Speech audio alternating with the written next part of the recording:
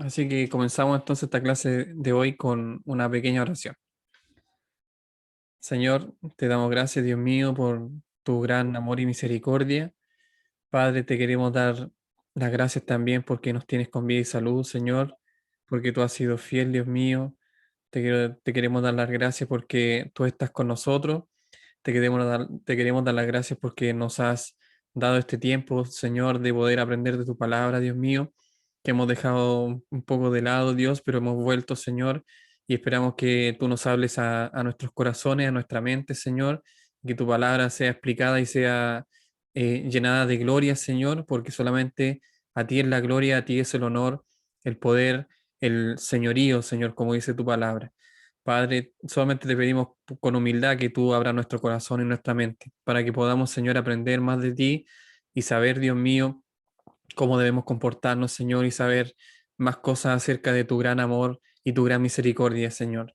Te pido una bendición grande, Dios mío, por esta clase, en el nombre del Padre, Hijo y Espíritu Santo. Amén. Bueno, comenzamos entonces con un video que yo había mandado, no sé si lo pudieron ver. Aquí está Chanita aquí, Vane, no sé, familia Bruno y Belén. No sé si pudieron ver el video. ¿Sí? ¿No? ¿Sí? Chanita, ¿qué? Ya que solamente tú me respondiste. Sí, dice la Jere. ¿Qué aspecto te llamó la atención del video? Por si acaso era sobre, para los que no lo han visto, era Primera de Corintios capítulo 13 versículos del 1 al 3. A ver, me llamó la atención, bueno, que como decía el hermano, que es un pasaje realmente poético, hermoso, para aún así para los que no son cristianos, es hermoso, pero realmente el contexto, lo que decía era que es una gran enseñanza, porque había un problema detrás de todo esto, por eso Pablo lo estaba enseñando. Claro. Y, y el tema, bueno, el tema del amor y todo eso, lo que más me llamó la atención del video, de que uno puede, bueno, en general se puede definir el amor. Aquí cualquier persona en la tierra puede definir el amor según sus propias vidas, no sé cómo lo vive, pero realmente lo que él decía, el predicador, de que el amor realmente lo tiene que definir su palabra, y Jesús en sí mismo es como el reflejo del amor, como decía, porque citaba el pasaje bíblico que decía, ese que dice que siendo aún pecadores, Cristo murió por nosotros, aún siendo nosotros pecadores, que éramos sus enemigos, porque como él decía, explicaba el hermano, y así éramos literalmente, porque nos apartamos del Señor por el pecado, y sin recibir nada a Él por parte nuestra, porque ¿qué le vamos a dar nada? Él lo hizo, entonces es como el máximo, eh, ese es el verdadero amor que Dios nos llama, o sea, a imitar ese amor, que en realidad para nosotros es súper difícil, o sea, imposible, solamente con su ayuda podemos llegar algo a hacerlo. Eso más que nada. Y lo otro es que él leía el versículo anterior del capítulo 13 que decía, procurar pues los dones mejores, más yo os muestro un camino aún más excelente. Entonces, Exacto. ese también me gustó ese versículo, porque naturalmente tenemos la tendencia a, a buscar el reconocimiento, el decir lo hiciste bien, o quizá algún trabajo, mira, ¿me entiendes? Algún comentario positivo. Somos así porque somos pecadores.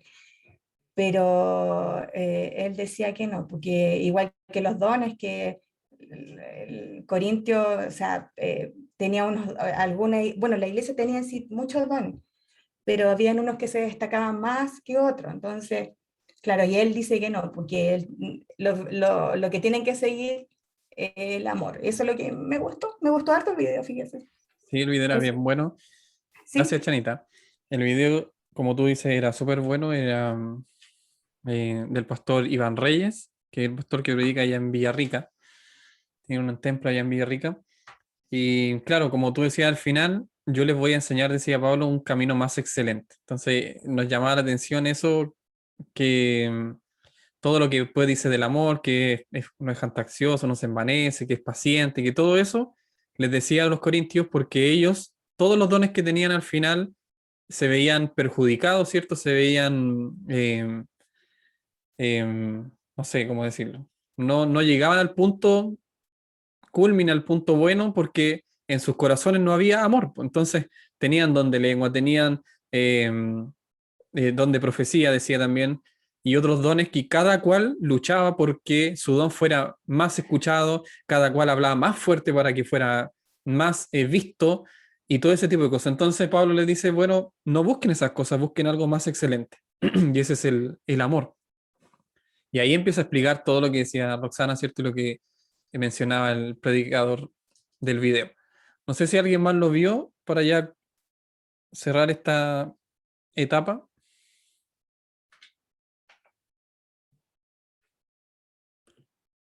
Aquí está la Helen, dice que a mí me llamó la atención, escribió en el chat. A mí me llamó la atención el origen de la palabra Filadelfia y que el amor del que se habla en ese pasaje, que es el ágape, es imposible lograrlo para nosotros y que ningún don reemplaza el don del amor. Muy bien, sí, hablaba algo de Filadelfia, del amor filios, y que de ahí nace como la palabra de ese estado. Eh, y claro, es imposible lograr un amor realmente puro porque al final el amor perfecto solamente lo tiene Jesucristo, como decía también Roxana.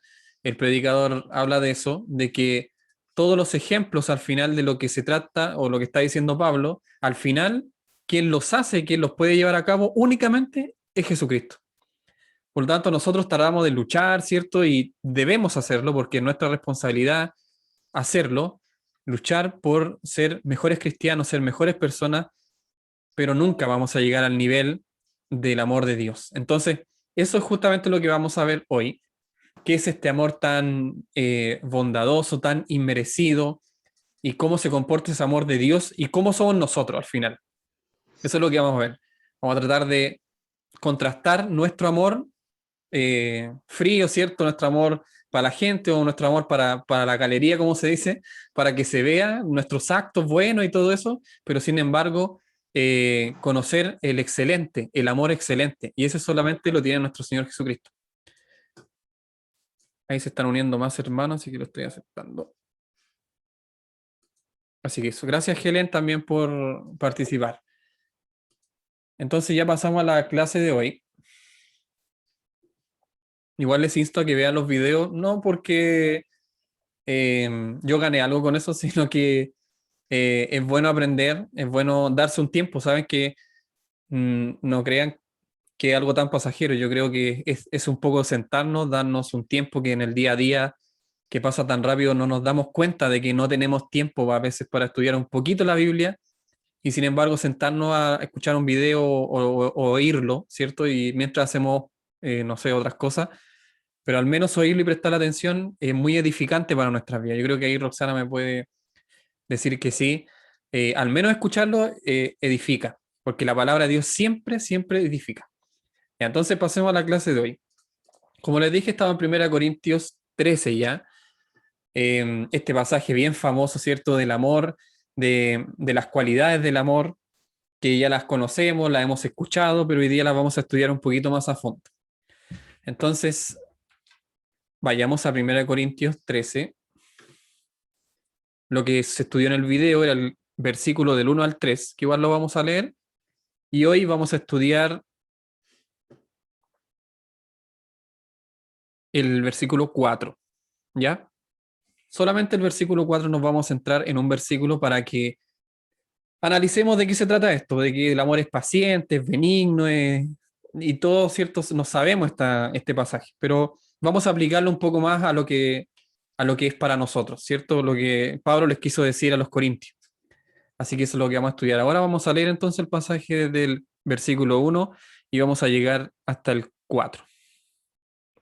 Dice, ahora lo voy a leer en Reina Valera para que todos estemos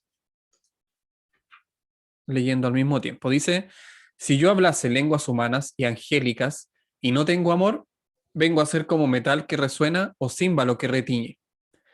Y si tuviese profecía y entendiese todos los misterios y toda la ciencia, y si tuviese toda la fe, de tal manera que trasladase los montes y no tengo amor, nada soy.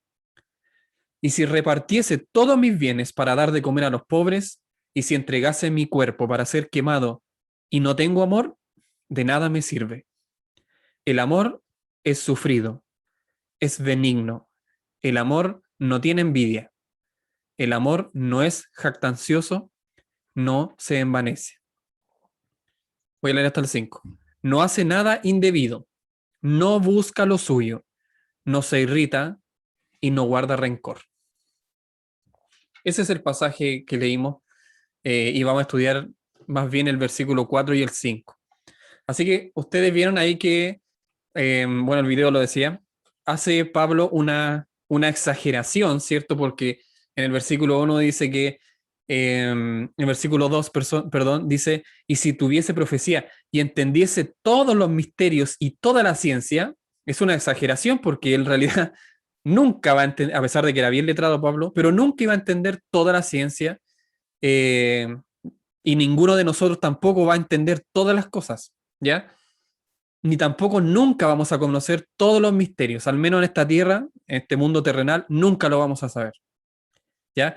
Y si tuviese, dice, toda la fe, también es una exageración, toda la fe, de tal manera que trasladase los montes, ¿ya? Obviamente eso no pasó en la Biblia, no hay un ejemplo de aquello, así que podemos decir que es una exageración también, el video también lo decía. Eh, y algunos predicadores, ¿cierto?, se toman de esto y dicen que si tuviéramos realmente fe, hermano, usted movería las montañas, pero usted no tiene fe porque no ha movido las montañas. No sé si me explico. Quieren aplicar algo que es una exageración de Pablo, pero lo quieren aplicar a la realidad y no es así. Ya es una exageración. Entonces, si tuviese todos los misterios, si entendiese todos los misterios, perdón, toda la ciencia, si tuviese toda la fe, de tal manera que trasladase los montes. Pero dice que aunque fuera así, yo fuera tan inteligente, pero si no tengo amor, nada soy, nada, no soy nada. Un predicador decía que nada no es un poquito de algo, no es un poquitito de algo, sino que nada es nada. Así que nada soy, lo que dice el texto. Dice que si se repartiese todos mis bienes, esto lo hemos visto igual en gente que se muere, no sé, en Estados Unidos se da más, porque ellos dejan un testamento, ¿cierto? De gente muy multimillonaria que no tuvo hijos y no tiene familia, entonces podremos decir que esas personas que repartieron sus bienes a una fundación, ¿cierto? A los pobres, wow, son personas que son muy buenas y tienen el cielo ganado, digámoslo así. Pero dice que si repartiese todos mis bienes para dar de comer a los pobres, ojo que a veces nosotros hacemos esto en algún momento, ¿cierto? Fuimos a dar café y algún pancito a los pobres o a los que están en la calle. Y si lo hiciéramos siempre, dice, pero aunque aún más, si yo vendiera mi casa ahora y mi auto y repartiera todos esos fondos en personas para poder saciar el hambre de al menos mi calle, ¿cierto? No sé, si hay gente que duerme en la calle, al menos de mi sector, yo ir y entregar todo, ellos quedarían saciados. Entonces dice, y si entregase mi cuerpo para ser quemado, pero no tengo amor, de nada me sirve. Y aquí uno se pregunta, bueno, ¿y si repartiese todos mis bienes para dar de comer a los pobres, acaso no hay amor en esa acción? O sea, si yo lo hago y yo lo pienso y digo, voy a dar todos mis bienes para que esta gente pueda comer. Más de alguno diría, pero eso es amor, pues, o sea, es representar el amor. Pero resulta que Pablo aquí lo que se está refiriendo y lo que nosotros sabemos en nuestro interior es de que todas las cosas que nosotros, hermanos, todas las cosas, todas, tienen un doble sentido para nosotros. Nuestro corazón es engañoso. Lo sabemos, ¿cierto? Nuestro corazón es engañoso, por lo tanto, yo Y ustedes, con las cosas que hacen, siempre va a haber algún grado de querer ser visto, o que reconozcan que yo estuve ahí, o que lo voy a hacer para que alguien siga mi ejemplo, o que mi nombre sea puesto ahí, o que para seguir manteniendo mi testimonio. Entonces, algunas cosas usted me dirá, sí, pero está bien que sea así. Pero no es la motivación final el amor a esa persona, sino que hay algo detrás. Y nosotros que nos conocemos, sabemos que es así. Obviamente no lo decimos porque son cosas nuestras y nadie lo puede saber, solo Dios conoce nuestro corazón. Así que más bien siempre podemos hacer algo realmente genuino, con amor genuino, pero no siempre, no es siempre así. No es en la perfección del amor. Y eso solamente se logra con Jesucristo. Así que, por lo tanto, no es necesario, ¿cierto?, demostrar al otro que yo tengo amor y por eso tengo que dar todos mis bienes. No es necesario vender todas mis cosas para que los demás vean que yo tengo amor. No es necesario, ¿ya? Y de nada sirve porque hay una motivación detrás al final y el Señor conoce nuestro corazón. Así que como que ahí parte este texto, buscando la excelencia, ¿cierto? No de los dones espirituales, eso le estaba diciendo a los corintios, no de los dones espirituales, no se jacten de eso, no se envanezcan en esas cosas porque hay algo más superior, algo más sublime, que es hacer las cosas con amor. Entonces aquí llega que a la definición del amor en el versículo 4, y eso es lo que vamos a estudiar hoy. Y la primera frase dice, el amor es sufrido. El amor es sufrido. ¿Alguna característica, hermana Vane, del amor, de esta frase, el amor es sufrido? ¿Alguna característica? ¿O qué se refiere que el amor sea sufrido? Tal vez se puede referir a sentir el dolor de los demás también, al amar también se puede sufrir, no separar el sufrimiento del amor o creer que cuando existe amor no va a existir nunca el sufrimiento. Claro. Es decir, que sufre porque ama. ¿Se dan cuenta? Si no sufre, entonces no hay amor. ¿Se da cuenta? El amor en sí es sufrido y podemos verlo en muchas formas. Por ejemplo, usted, hermana Vanessa, usted, hermana Marta y Chanita y Paola, todos los que tienen hijos, realmente han vivido lo que es un amor sufrido o lo van a vivir cuando su hijo le conteste de mala manera, siendo que usted le sirvió el desayuno, le hizo el almuerzo, le hizo las camas, le limpió la pieza, le planchó la ropa, le lavó la ropa, y de repente su hijo le contesta de mala manera. Y usted sufre. A lo mejor no siempre, pero llega un día que usted se sentía mal y su hijo le responde y usted sufre por eso. ¿Se dan cuenta? Pero usted no lo echa de la casa precisamente porque, ¿por qué? Porque hay amor. Y usted pudiendo hacerlo, no lo hace. ¿Cierto? Sí, cuando sus hijos sean adolescentes, si todavía no son, va a pasar. Pero usted pudiendo echarlo de la casa, usted no lo hace. El amor ahí sufre porque hay amor. ¿Se dan cuenta? Entonces es un buen ejemplo como para entender que el amor es sufrido.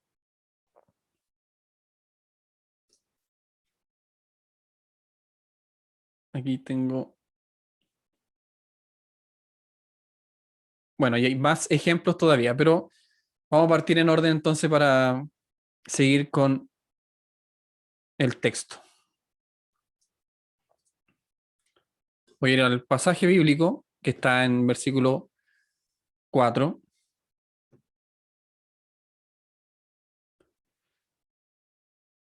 El amor dice que también es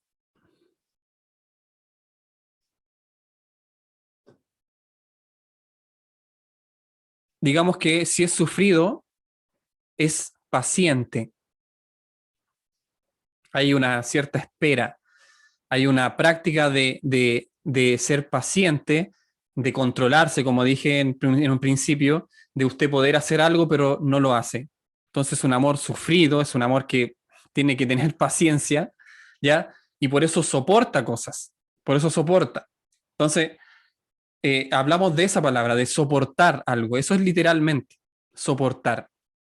Entonces, esta palabra no es común en el Nuevo Testamento de que algo sea paciente, de que se soporte, sino que en el Nuevo Testamento se habla de que el amor tiene esta cualidad, que sea paciente, ¿ya? Otra de las cualidades del amor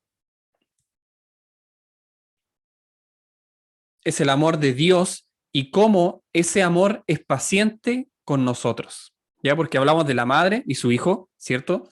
Y cómo el niño responde mal y la madre pudiendo hacer algo no lo hace, es como una demostración, pero incluso hay un amor más sublime, un amor que todo lo espera, ¿cierto? Un amor paciente.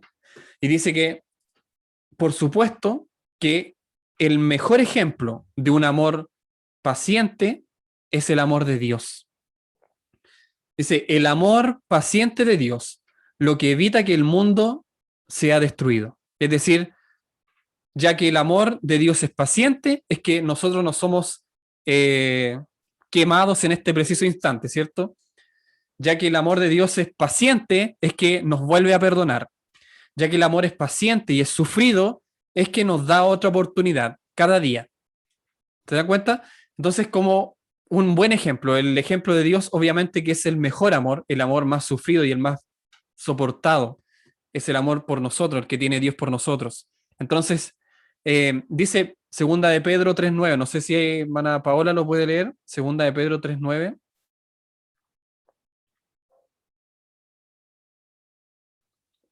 Porque más allá de que Él nos perdone y nos perdone y nos perdone, aún más excelente es su amor que nos da algo muy preciado. Él nos regala algo muy preciado. Segunda de Pedro, perdón, 3:9, hermana Paula.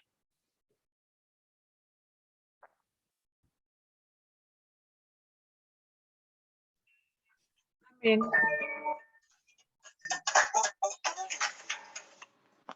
Perdón. Segunda de Pedro 3:9. Sí.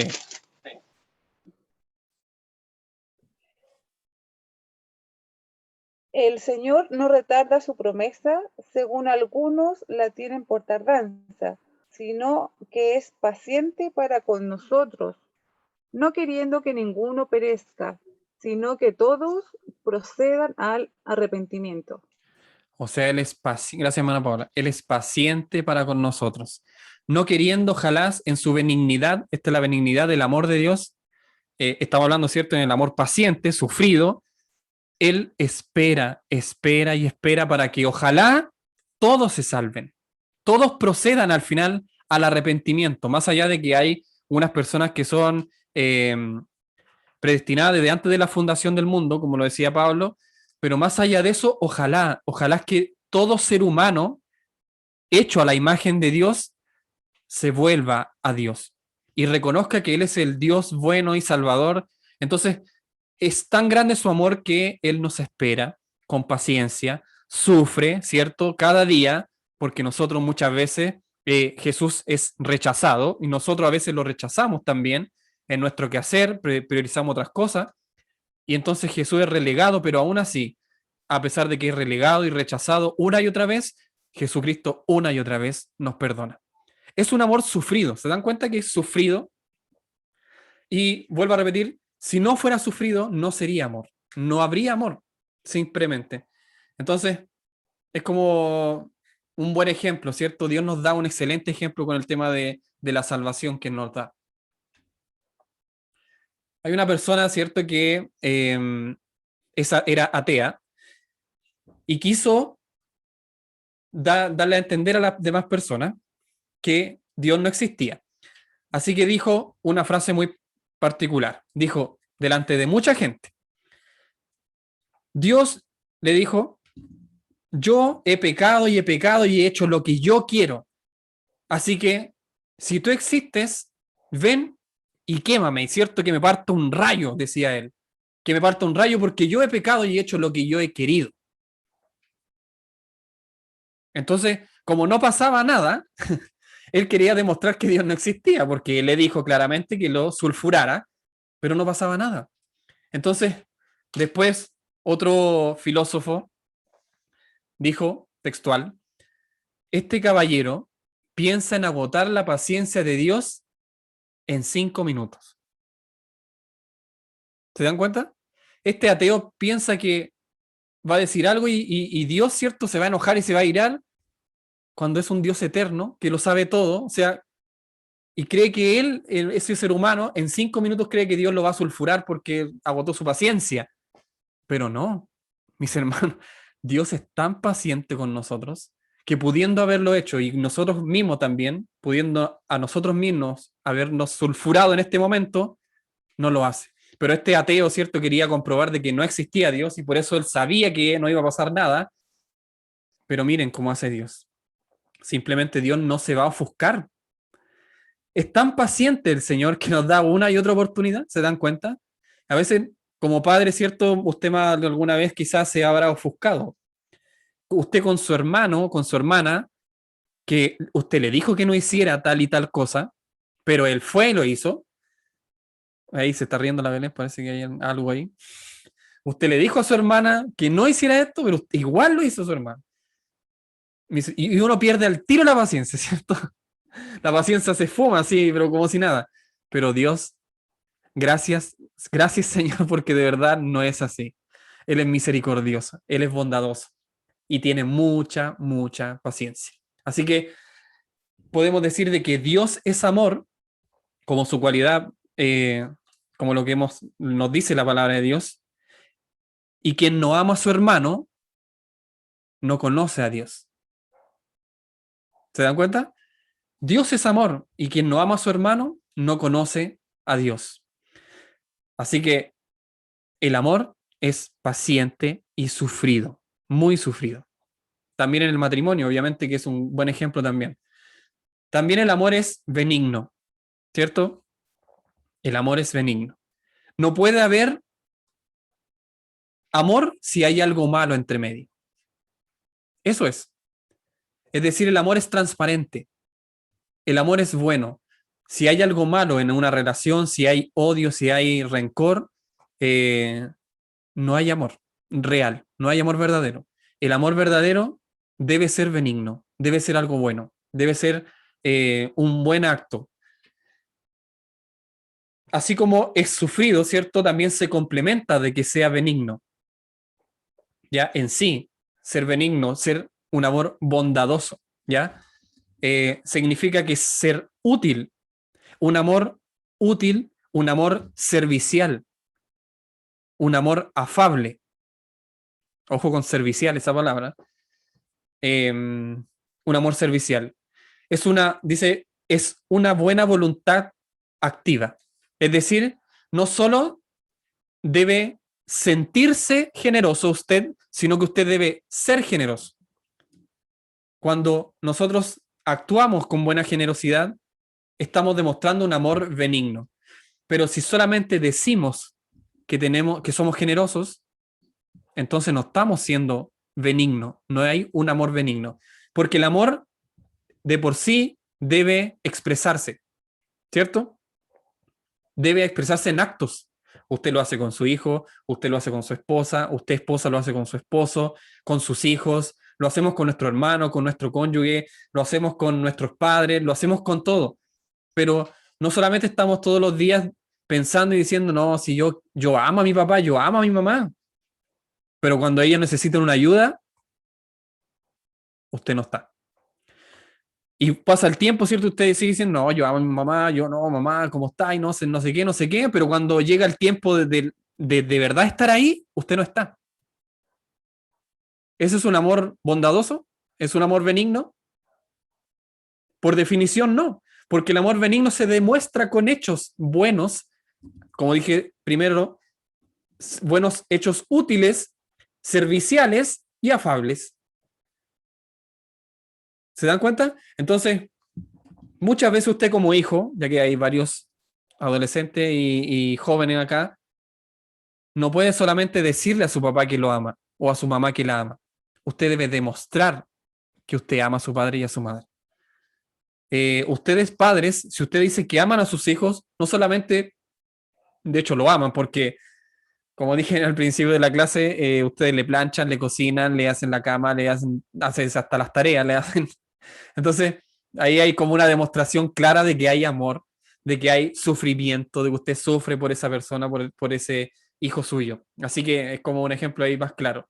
Bueno, si tenemos amor benigno, tenemos que demostrarlo, porque si no, no hay amor benigno, porque el amor benigno es servicial, ¿ya? Es servicial. Así que no solamente desea el bienestar de otros, incluso, sino que trabaja en el bienestar de otros, que es lo mismo que dije antes. No es solamente de la boca para afuera, sino que con actos, con hechos, debe demostrarlo, y para eso hay que trabajar. Quiero citar un ejemplo que me vino a la mente. Siempre Martina con Maxi, que me cuentan, por eso yo lo sé, le hacen un desayuno a sus papás cuando están de cumpleaños. Siempre, siempre. Eso es trabajar de forma benigna porque los aman, pero ellos trabajan en eso porque es un acto servicial. A lo mejor no lo hacen siempre, pero ese día es especial y lo hacen de manera servicial. Hay un amor benigno. ¿Se dan cuenta? No solamente le dicen, ay, papá, si te quiero, y listo, sino que cuando llega el momento, ellos hacen el trabajo, ¿ya? Entonces, es un ejemplo. Pero hay un ejemplo más excelente todavía, que es Jesucristo. Y cuando Jesucristo mandó a sus discípulos, ¿ya? Incluyéndonos a nosotros, a amar a sus enemigos, ¿se acuerdan de esto? Amen a sus enemigos. Entonces, cuando Cristo nos manda esto, no quiso decir simplemente que le estuviéramos buenas, así como que, bueno, si no me cae tan mal, ya, si igual lo dejo pasar y no me cae tan mal, sino que debemos trabajar, ¿se dan cuenta? Haciendo algo servicial a mi enemigo. Wow, y ahí como que, chuta, complica la cosa. Complicada la cosa. A veces esa persona me hizo tal igual acto, ¿cierto? Que me desconcertó. Me pasó a llevar delante de la gente, me dejó mal, eh, dijo cosas de mí detrás, ¿cierto? A mis espaldas. Pero sin embargo, yo no solamente tengo que perdonar, no solamente tengo que desearle el bien, sino que dice Jesucristo, ¿cierto? A sus discípulos, amen a sus enemigos. Y ahí entra de por sí el acto de amar, el acto de ser servicial, el acto de ser afable, el acto de ayudar. Así que no es solamente decirlo, sino que también es un acto y ahí sí que es difícil. Por eso es que necesitamos a Cristo. Y por último, el amor benigno, ¿cierto? Estamos en el amor benigno.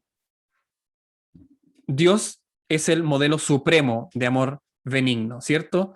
Dice en Romanos 2:4, o menospreciáis, dice Pablo, las riquezas de su benignidad, la paciencia y longanimidad, ignorando que su benignidad te guía al arrepentimiento. Es decir, que nosotros somos pecadores, ¿cierto? Estábamos en contra de Dios, sin embargo, Él nos perdona, y no solo nos perdona, sino que nos da nueva vida. Los voy a contar aquí, nos da nueva vida, nos hace nacer de nuevo, nos da salvación. No tenemos que pagar la deuda porque Él pagó la deuda. No tenemos que preocuparnos por qué vamos a comer mañana, qué vamos a vestir, porque Él es el que suple todas nuestras necesidades. Entonces se dan cuenta que a veces pecamos y seguimos pecando, pero Él no simplemente nos deja ahí a la deriva porque pecamos, sino que al contrario, Él sigue dándonos más bendiciones, Él sigue dándonos más amor, Él sigue dándonos más misericordia, a pesar de que le fallamos una y otra vez. Entonces, y además de eso, Él es el que me guía al arrepentimiento, como dice Romanos 2:4. No soy yo el que, entendí que Dios me ama, entonces entendí que Él me da la vida, me da la luz del sol, ¿cierto? Me da una casa para vivir, me da mi familia, que me la ha cuidado, y por eso me voy a arrepentir. No, sino que además Él es el que me guía al arrepentimiento. Qué amor más maravilloso, o sea, es como, perdón la frase que voy a decir, pero es como chutear el córner y cabecearlo. No sé si han escuchado esa frase. A veces en el trabajo se da, o si usted hace alguna tarea en la universidad o en el colegio, muchas veces le va a pasar. De hecho, de que usted hace la tarea y también tiene que hacer el informe y también tiene que hacer esto y esto otro y sus compañeros simplemente no hicieron nada. Algo así es Dios. Algo así es Dios. Porque hizo todo por nosotros. Y aún más, Él nos lleva a que nos arrepintamos. para Él salvarnos. Entonces es como el amor de Dios, ¿cierto? Es benigno. Dice Cristo, porque mi yugo, en Mateo 11:30, porque mi yugo es fácil y ligera mi carga. La palabra que usó ahí para fácil significa benigno. Se traduce en otras versiones como benigno. Entonces dice, porque mi yugo es benigno y ligera mi carga. En 1 Corintios 13:4, como lo leímos, cierto, que el amor de Dios es benigno, estamos viendo que ese yugo, más que fácil, es algo bueno. Llevar el yugo de Cristo es algo bueno. Incluso Él nos lleva o nos ayuda a llevar esa carga, pero es ligera en los brazos y en los hombros de nuestro Señor Jesús. Bueno, la primera prueba de la benignidad cristiana, podemos decir, y la primera prueba de amor está en nuestro hogar, en nuestra casa. No podemos nosotros andar predicando, ¿cierto? Como lo hacemos en la iglesia o quizá en una clase o quizá en cualquier sitio, si en nuestro hogar no hay amor. ¿Ya? El primer ejemplo de benignidad tiene que ser en nuestro hogar. Es decir, el acto de amor, de actuar de buena forma, de ser servicial, primero tiene que partir en nuestra casa. Así que de ahí, como muchas cosas, ¿cierto? En el cristiano, tiene que partir primero desde el hogar. Después dice que, siguiendo con el texto, ya leímos que el amor es sufrido, es benigno. Y el amor, tercer punto, dice que el amor no tiene envidia. Otra vez podríamos decir que donde hay envidia, no hay amor. Esa es como la frase clave. Si hay envidia en algo, entonces no hay amor. ¿Ya? Y la envidia y el amor, como dije, son excluyentes, es decir, que no pueden estar uno y el otro al mismo tiempo. ¿Ya? Donde hay amor, no puede haber envidia, y donde hay envidia, no puede haber amor. Bueno, y la envidia tiene dos formas, que esto lo hemos hablado otras veces. Una de ellas es lo que esa persona tiene, ¿ya? Eso es lo que yo quiero, lo que el otro tiene. Eso es una forma de envidia, por ejemplo, un auto, una casa, y esa persona lo tiene y yo por qué no lo tengo. Entonces, nos envanecemos, ¿cierto?, en esos razonamientos del mundo, entonces nos produce envidia. Y ahí obviamente no hay amor. Esa es una forma de envidia. Entonces me gustaría tenerlo, ¿ya? Me gustaría para mí y porque lo tiene, ¿cierto? Y yo quisiera tener eso. Pero hay otra forma de envidia que es igual o peor, que es ojalá que esta persona no lo tenga, porque como yo no lo tengo, ojalá esa persona tampoco lo tenga. Esa es otra forma de envidia. Entonces, como yo no logré este estatus, ¿cierto? Como yo no me saqué un 6, entonces que ese con el que yo compito tampoco se saque un 6. Y como yo no alcancé a tener una casa de 4 pisos, entonces yo no la pude tener, pero ojalá que el otro tampoco la pueda comprar. Y como yo tengo una propiedad y no tengo dos, entonces ojalá el otro tampoco pueda comprar. ¿Se dan cuenta? No es solamente que uno envidie lo que tiene el otro, sino que también ya se está preparando para que no lo tenga. Es como las dos formas de envidia, las dos formas de envidia que tiene el mundo y muchas veces nosotros como cristianos. Veamos Mateo 20 del 1 al 16. Busquemos Mateo 20 del 1 al 16. Hay una historia aquí que la hemos leído también.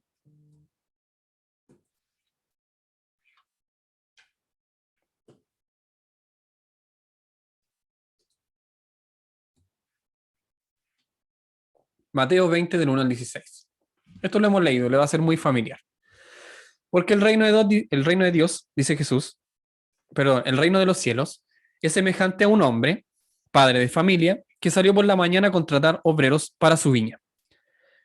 Y habiendo convenido con los obreros en 1 denario al día, los envió a su viña. Saliendo cerca de la hora tercera del día, vino a otros que estaban en la plaza desocupados y les dijo, id también vosotros a mi viña, y os daré lo que sea justo. Y ellos fueron. Salió otra vez cerca de la hora sexta y novena e hizo lo mismo. Y saliendo cerca de la hora 11, halló a otros que estaban desocupados y les dijo, ¿por qué estáis aquí todo el día desocupados? Le dijeron, porque nadie nos ha contratado. Él les dijo, id también vosotros a la viña y recibiréis lo que es justo. Cuando llegó la noche, el señor de la viña dijo a su mayordomo, llama a los obreros y págales el jornal, comenzando desde los postreros hasta los primeros. Es decir, desde los últimos hasta los primeros que llegaron. Al venir los que habían ido cerca de la hora 11, que fue el último llamado, recibieron cada uno un denario. Al venir también los primeros, pensaron que habían de recibir más, pero también ellos recibieron cada uno un denario. Y al recibirlo, murmuraban contra el padre de familia, diciendo, estos postreros han trabajado una sola hora y los has hecho iguales a nosotros que hemos soportado la carga y el calor del día. Él respondiendo dijo a uno de ellos, amigo, no te hago agravio, ¿no conveniste conmigo en un denario? Toma lo que es tuyo y vete, pero quiero dar a este postrero como a ti. ¿No me es lícito hacer lo que quiero con lo mío? ¿O tienes tu envidia porque yo soy bueno? Así los primeros serán postreros y los postreros primeros, porque muchos son llamados, mas pocos escogidos. Una parábola, ¿cierto? Muy familiar. Estamos muy familiarizados con ella. Y claro, si nos pasa muchas veces que recibimos algo de Dios, una bendición de Dios, por la cual nosotros hemos trabajado arduamente. Usted sabrá cuál, no sé. Pero puede ser que haya pasado, o quizá no le haya pasado todavía, pero le va a pasar. Usted trabajó por algo mucho tiempo, y usted fue bendecido, ¿cierto? Después del tiempo. Pero a veces hay personas o hermanos que llegan y a la semana, sin haber hecho casi esfuerzo, recibe la misma bendición. Y nuestro corazón muchas veces actúa como estas personas, lamentablemente, y nos ha pasado, yo creo. Y decimos, bueno, ¿por qué a él le diste lo mismo que yo trabajé tantos años por esto y tú a este otro le das eso en un mes? Entonces, obviamente que la respuesta es clara, que las cosas son de Dios y Él puede hacer lo que quiera con lo de Él. Y al final todas las cosas son de Dios. Por lo tanto, ahí, por ejemplo, nace la envidia, una de las formas de envidia. Porque yo trabajé tanto por esto y lo obtuve, pero otro lo obtuvo fácilmente. Ahí hay envidia. Ahí hay querer ser o tener lo que el otro tiene, o que el otro no tenga lo que yo no puedo tener. Entonces, lamentablemente, tenemos que entender de que la envidia es corrupción, es algo destructivo, y obviamente tenemos que actuar de la otra manera, no con envidia, sino con amor, y no puede haber amor y envidia al mismo tiempo. Otro ejemplo para concluir esta sección de la envidia, y lo conocemos todos también en la historia de Salomón, cuando era rey, y vinieron, ¿cierto?, dos madres a entregar a un bebé, y las dos decían que era su bebé. Por lo tanto, Moisés, iba a decir, por lo tanto, Salomón dice que toma al niño y lo iba a partir en dos, pero obviamente que la madre envidiosa que no tenía un niño, que tenía envidia porque la otra sí tenía, ¿se dan cuenta? Que es destructivo. No apeló a nada con Salomón porque lo iba a cortar en dos. Iba a matar al niño. Pero ella no dijo, no, espere, no es mío. No lo mate. No, sino, simplemente el texto dice que no dijo nada, sino que la madre real, la verdadera, dijo no lo mate. ¿Cierto? Este pleito fue llevado a la corte y ahí podemos ver de que la mujer envidiosa prefería que mataran al niño y que cada una recibiera una parte. ¿Se dan cuenta que la envidia es destructiva? Es muy cegadora. Ojo con la envidia, y se puede manifestar de muchas maneras también. Así que, ojo con la envidia. La palabra de envidia, ya en el griego es celo con Z, celo, ya, y de ahí viene nuestra palabra celo, que significa tener un fuerte deseo de algo, ya, tener celo de algo. Estoy celoso. Ahí viene la palabra celoso. Entonces, ojo con la envidia. Es un pecado destructivo, ¿ya? Y que se puede meter y nuestra mente divaga en eso muchas veces. El último ejemplo del tema de la envidia, que también lo conocemos mucho, Caín y Abel. ojo con cómo parte esto, ¿cierto? Porque ahí el hecho de Salomón y el niño no se concretó el asesinato, pero aquí sí hubo un asesinato.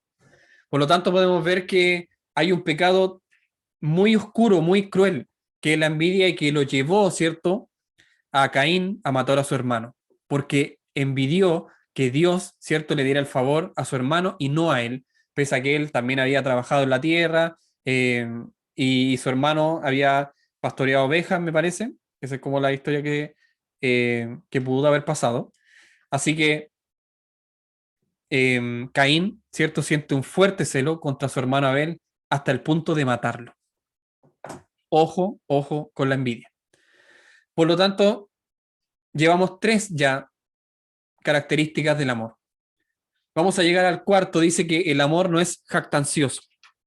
Y aquí me quiero detener un poquito para hacer algunas preguntas. Hermana Belén, ¿qué es un amor jactancioso? Perdón, ¿qué es que el amor no es jactancioso? Esa es la pregunta. No sé. Tendría que buscarlo. ¿Lo puedo Ya. buscar? Ya lo voy a buscar. Hermana Damari, usted mientras ahí. ¿Qué es para usted que el amor no es jactancioso? ¿A qué se refiere? ¿Cree usted? Como lo contrario a envidioso, que no anda como mostrándose, no sé, como que eso me suena, porque cuando dicen no te jactes de lo que tienes, como ser como piolita, así como, Ya, pero por ahí va, por ahí va. Por ahí va. Bueno, mientras Belén busca la información en Wikipedia. No, Pero broma. ahora sí, Ahora sí, no, ya, no. hermana Belén. ¿Qué? ¿Cómo ya no pregunté? Ah, no, mentira. Había el debate, está bien que esté informada. Dice que, o sea, jactancioso es ser como arrogante, soberbio, altivo, altanero. Entonces, no jactancioso es lo contrario, ser Exacto. humilde. Muy Eso. bien. Gracias, hermana Belén, por nutrirnos con toda esa información. Obviamente es cierto que ser jactancioso es, como decía nuestra hermana, dar alarde, ¿cierto? Alardear de algo que yo tengo, alardear de algo que yo he logrado con mucho esfuerzo, alardear de mi éxito, alardear de cosas que yo he dado ideas, de cosas que yo he hecho, de mi trabajo, de mis estudios, de mi estatus, bueno, de muchas cosas, ¿ya? Eso es ser jactancioso, es jactarse de algo que yo tengo. Así que va un poco como ligado con la envidia, porque es como algo que se liga. La envidia es algo que yo no tengo y lo deseo, y la otra persona es la jactanciosa que lo tiene, pero no solamente lo tiene, sino que se jacta de ello, como para que el otro sienta más envidia. No sé si me explico, los pecados ahí como que se van copulando, se van acumulando. Bueno, la jactancia es la otra cara de la envidia, como dije. Entonces, parece que una necesita de la otra y la otra parece que aumenta a la siguiente. La envidia es Ahora, querer. ¿puedo decir algo igual? Sí, hermana Perdona Paola, que te por interrumpa. supuesto. Es que a veces las personas que son envidiosas, hay gente que no se jacta, pero esas mismas personas empiezan a hacer preguntas como para que tú vayas contando y como que ellos solo quieren, como que sufren solo, sin que, A por veces. ejemplo, ya, supongamos que yo no sea jactanciosa, hay una persona envidiosa y me pregunta a mí como por mis logros que quizás yo no digo y como masoquista, no sé, Sí, hay de no sé todo. si me entiende. Sí, sí, la entiendo, la entiendo. Claro, la verdad es que uno debería ser siempre pensando en que los demás son mayores a uno, dice la palabra, ¿cierto? Estimando a los demás más que estimarme a mí mismo. Así que por eso uno es así, pero claro, la otra gente que quiere sacarnos información, que quiere saber a ver si usted hasta qué nivel de estudio tiene y no sabe, entonces usted le dice la verdad y ellos al final se sienten más ofendidos. Ha pasado, pasa. Así que tenemos que tener ojo, tenemos que ser inteligentes con eso. Bueno, como decía, la jactancia entonces es como la otra cara de la envidia y si hay más jactancia, entonces va a haber más envidia y no al revés. Entonces la envidia, como dije, es lo que quiere la otra persona y la jactancia es lo que tiene, pero se jacta de ello y lo alardea, ¿cierto? En todos lados. Bueno, A los creyentes de Corintio, obviamente, que les encantaba lucirse, si esa es la palabra. Les encantaba lucirse porque tenían dones, tenían don de lengua, tenían don de profecía, y cada uno competía al final con el otro, con quién tenía el don más grande. Y se juntaban, ¿cierto? Ahí lo leímos en capítulos anteriores, cómo se juntaban para cenar, y resulta que se juntaban al final a hacer una comilona, perdón la palabra, y se reían y hablaban fuerte, y al final se embriagaban, tomaban, y resulta que era la cena del Señor. O sea, y ellos se alardeaban por lo que tenían, por las cosas espirituales, ojo, que ellos podían lograr. Entonces, vemos que hay una distorsión muy grande, y esto es lo que está diciendo Pablo, que todas esas cosas, todos esos dones que ustedes tienen, no es lo más importante, y por eso empezábamos la clase diciendo, yo les voy a enseñar algo más excelente, que es el amor, que si ustedes tienen todos esos dones, pero si no tienen amor, en realidad de nada les sirve. Y ya llevamos en el cuarto aspecto del amor, ¿cierto? Que es el jactancioso, y no debemos ser jactanciosos. Donde hay jactancia, entonces no hay amor genuino, podríamos decir. Hay un hecho muy claro de que podremos nosotros hacer cosas buenas. Y ahí está el tema, porque si nos jactamos de aquellas cosas buenas, entonces no hay amor. Hay jactancia. Y si hay jactancia, igual que la envidia, no hay amor. Por lo tanto, todo lo que yo haga, sea bueno para mi prójimo, debo hacerlo en silencio. Debo hacerlo en silencio. Debo hacerlo como para Dios, dice la Biblia, ¿cierto? Hacer todo como para Dios, entonces debe ser en silencio, debe ser sin jactancia, obvio. Entonces, y tu padre dice, ¿cierto? Cuando nosotros también oramos en lo secreto, bueno, que también cuando nosotros actuamos en lo secreto, Dios también nos recompensa. Dios, no nosotros a nosotros mismos, sino que Dios, que es una bendición mucho más hermosa, la disfrutamos mucho más, Él es el que nos premia al final del día. No solamente con cosas materiales, estoy hablando de todo ámbito de las bendiciones que tiene Dios para nosotros. Entonces, es parecido un poco la jactancia al orgullo. Somos a veces muy orgullosos de lo que tenemos, sacamos pecho, ¿cierto? Y todo eso. Entonces, dice aquí, la jactancia nos pone a nosotros como primeros. Los demás son segundones, todos los demás están en tercer y cuarto y quinto lugar, nosotros primeros, ¿ya? Incluido Dios. Eso es lo peor. Eso es lo peor. El jactancioso, primero está él, primero están sus logros, primero están lo que él ha logrado, primero está todo lo que él puede jactarse, pero Dios no está ahí, está después, porque primero está él. Ejemplos, por ejemplo, de quien no es jactancioso, sino que se humilló hasta lo sumo y habiendo ahí un amor verdadero, es Jesucristo. Porque él dice en Filipenses 2, del 6 al 8, el cual siendo en forma de Dios, porque Dios mismo, no estimó el ser igual a Dios como cosa a que aferrarse, sino que se despojó a sí mismo, tomando forma de siervo y estando en la condición de hombre, se humilló a sí mismo. Entonces, Jesucristo, teniendo todo el poder, no se jactaba de su poder. Al contrario, vino humilde y sirvió humilde aquí en la tierra, y podemos ver ahí un ejemplo de amor genuino, no jactancioso, pudiendo haberlo hecho no jactancioso, sino que un amor verdadero.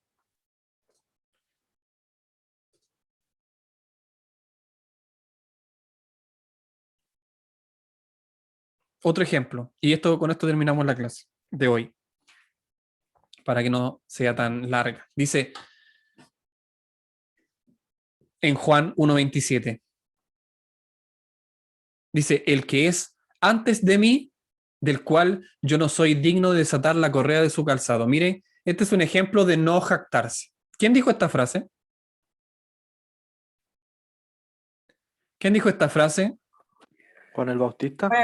Excelente, mi hermano Manuel. Muchas gracias. Juan el Bautista, cuando apareció Jesús, ¿qué hizo? Se jactó de todo lo que él había logrado.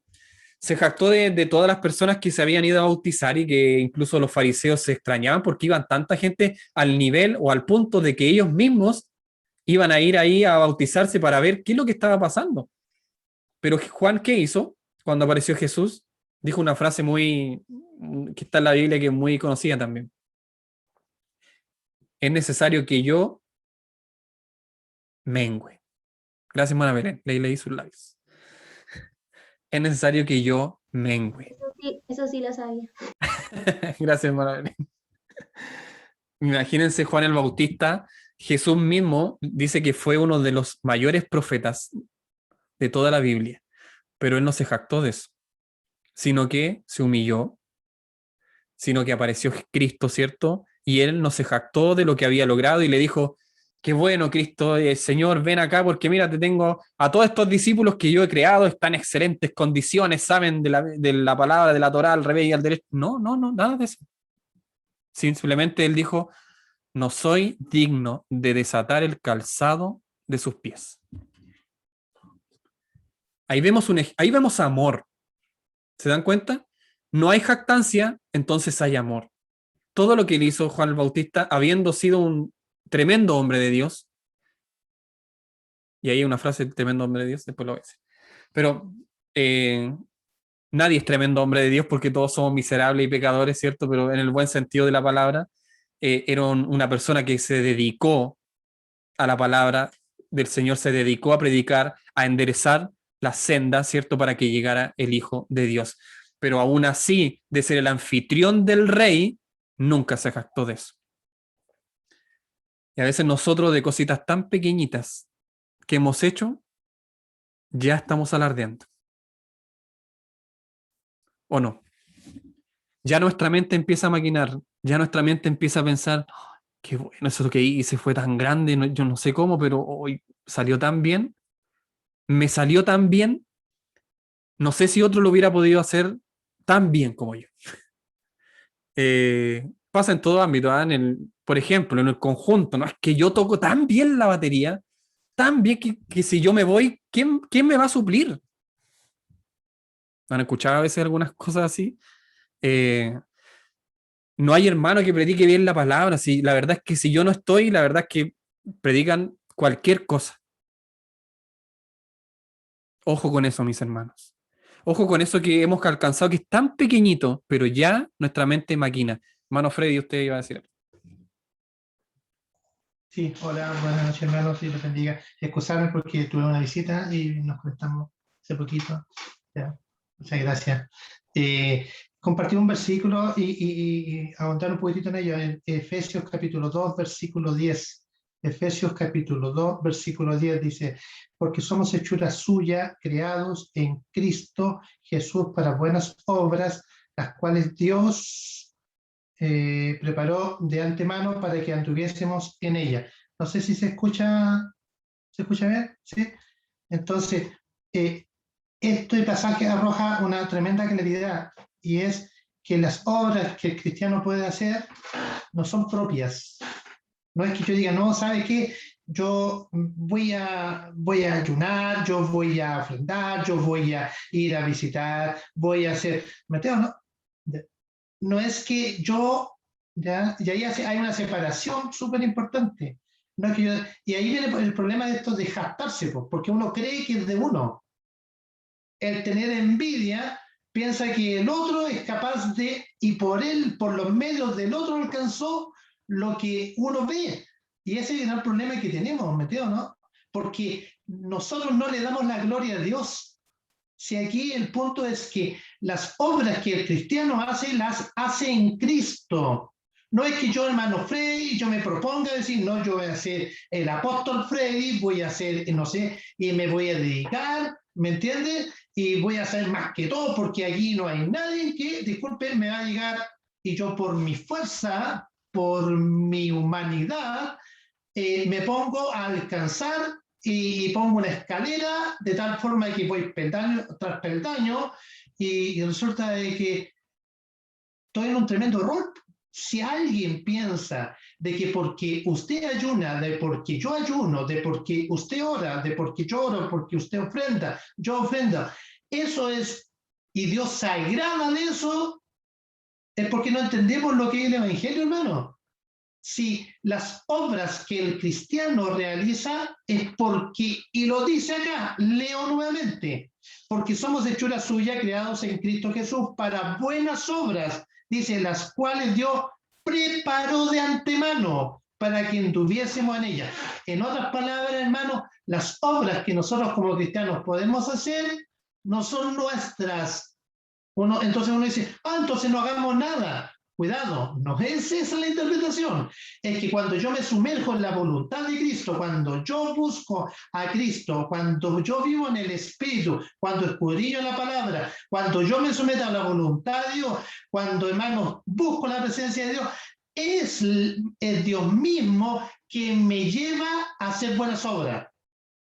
Y por lo tanto, lo que yo hago no es de mí. Y Pablo lo dijo, si Pablo era un tremendo hombre de Dios y en algún momento él se jactó, pero Dios tuvo que tomarlo, ¿cierto? A través de la enfermedad que tuvo, y dijo que incluso había actuado como necio por creerse, porque estaban los judaizantes en aquella época donde están siempre buscándole ya situaciones en Corintios, inclusive en Gálatas, y resulta de que él podría, inclusive en algún momento puso todos los pergaminos y él dijo, yo por amor, esto inclusive lo vimos en la clase anterior, Pablo, lo he estimado como basura. Entonces, ¿pero por qué? Porque las obras que un cristiano puede hacer, entendamos, no es por nuestra capacidad. Y ahí viene el sufrimiento, y ahí viene, hermanos, los grandes deslices de uno como cristiano. Cuando creemos que nosotros podemos hacer algo. Ese es el gran primer punto. Cuando nosotros nos humillamos al Señor, cuando Dios nos quebranta y cuando nos muestra nuestra condición pecaminosa, que nosotros no teníamos, hermanos, salvación, pero Cristo murió por nosotros y en Él tenemos salvación. Y las buenas obras, Él nos, hermanos, nos las adjudica a nosotros. Entonces, cuando nosotros entendemos eso, no va a haber envidia, porque sabemos que si el otro tiene buenas obras, no es por él, es porque está en Cristo. Lo mismo en nosotros. No vamos a tener envidia, no nos vamos a envanecer y nos vamos a actuar humanamente. ¿Por qué? Porque Dios nos va a sentar en la vida y no va a haber problemas, no va a haber codazos unos con otros, es de que déjame pasar porque yo quiero agradar y quiero llegar primero a la presencia de Dios, porque yo quiero que... No, hermano, Mateo, no es como en los cultos cuando se dice, no, hay que ir a conquistar y tú vas a ser evangelista y Dios está puesto por cabeza y todo. Cuidado, hermano, lo que debemos es buscar la presencia de Dios y lo que Dios tenga preparado para cada uno de nosotros se va a ejecutar. Pero aquí pasa por una decisión de que yo quiero ser esto y aquello. No, porque Dios tiene todo ordenado y algunos serán algo y algunos serán otros, porque para eso Dios entregó dones y talentos, para que se edifique la iglesia, y no para que se envanezca, para que nos gastemos y para que menospreciemos y miremos a otros como menos, porque lo que está en nosotros debemos hacerlo. Y ay de mí, dijo Pablo, ay de mí si no lo hago. Eso, Pablo, gracias. Amén, hermano Freddy. No sé si alguien más tiene alguna otra opinión, algún comentario también sobre este tema del amor. No sé si alguien más. Bueno, entonces vamos a concluir ya la clase. Gracias por todos los hermanos que están acá, ¿cierto? Por conectarse, por darse un tiempo. Solo para terminar este tema del capítulo 13, dice el versículo 13, que es el último versículo de este capítulo. Dice, y ahora permanecen la fe, la esperanza y el amor. Estos tres, pero el mayor de ellos es el amor. Lo que nos lleva a pensar de que, y en otras partes lo dice, que el conocimiento envanece, pero el amor edifica.